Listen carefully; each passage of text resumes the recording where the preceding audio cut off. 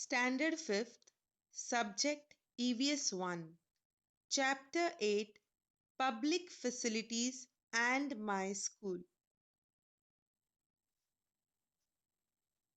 Students, can you tell which public facilities are available inside and outside your home? Okay, you use various public facilities inside your home and outside your home.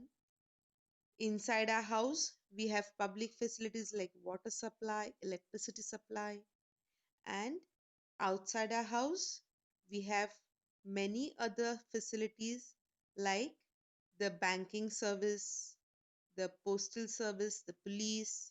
Okay, so this way we have many public facilities which are available to us in our day to day life. Which of the facilities do you use? So you have to answer it yourself. Which of the facilities you are using? Okay, there are many facilities that can be listed. Some we use and some we do not. So let us learn in this chapter about public facilities and your school, how the school is important in our day-to-day life. Okay, we all use public services and facilities, that we have to agree. Water supply, electricity supply, health care, that is health services, education, and transport are some important public services. These services are meant for everyone. The services, the organizations that provide them, and we ourselves are all part of a system. Our school is also a part of that system. Various facilities are available to us in our school. Okay, similar facilities are also available outside the school. Which are those? Bus and railway. You can list them. Bus and railway are public facilities of transport.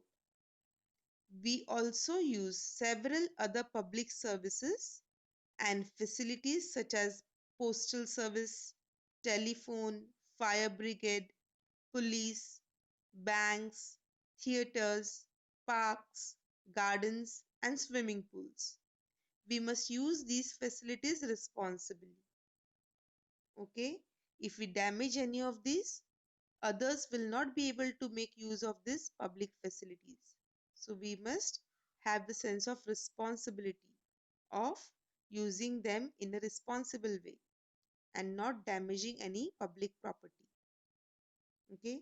And as a student, how you can do that? By in school, for example, by not scribbling on the desk, okay, not painting the walls or writing something on the walls of the school. So all these things will lead to a good civic life and you will be able to follow discipline in your life. The school is our world outside our house. We like our school just as we like our home. Each school has its unique identity. Identity means some qualities, okay, some features. Like you have your identity card to tell who you are. Like that way, each school speaks for itself. Find out the unique features of your school and prepare a poster. Okay, you have an activity based on this on page 35 of your textbook. Let's have a look at it. Try this. It's on page number 35.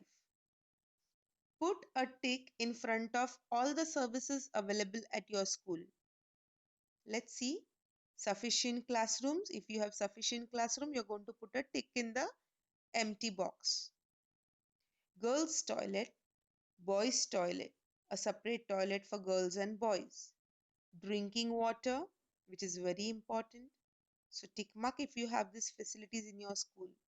Ramp, playground, midday meal scheme, school fence, library, electricity supply, laboratory, study corner, computer class, medical facility, counseling center, and insurance scheme. So you will tick mark according to your school whether the facilities are available, then put a tick mark. If no, then put a cross. And also you can make a sample poster, okay, as an activity. You can write the name of the school, year of establishment. So you should know when your school was established. Okay. Founder, motto, emblem, number of students, girls and boys separately, number of classrooms, color of uniform, noteworthy accomplishments, and awards received by your school. So, this way you can frame a poster and you can complete an activity for EVS 1. All right. So, accordingly, you will be told to do it. So, let's learn what all we do in school. School is for everyone. Each child has a right to go to school and learn. What is this called? This is called the right to education. Okay, that every child has the right to go to school and learn. According to the Right of Education Act, every child between the ages of 6 and 14 must go to school and complete primary education. For children with special needs, the upper age limit is 18 years of age instead of 14.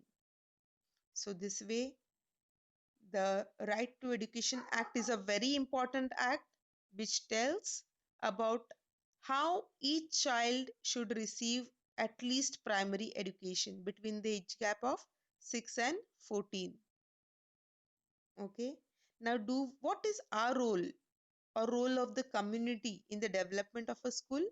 Let's have a look at it. Many people and institutions help to set up a school. Okay.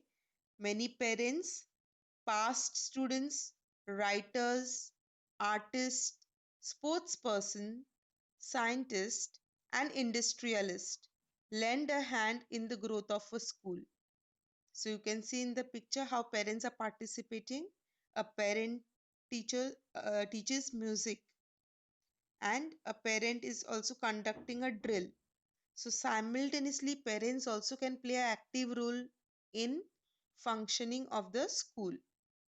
A school is given assistance in the construction of classrooms. Then we also have libraries, laboratories, and procurement of sports given by various sections of society. The community has a role in the development of a school. So you can see a student welcomes parent. So we have different organizations such as the PTA also. Okay.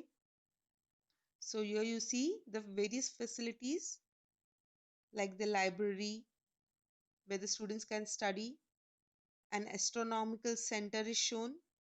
So like this, a field trip can be organized by the school. Read and discuss. A school can also help in the development of a community or to solve a problem.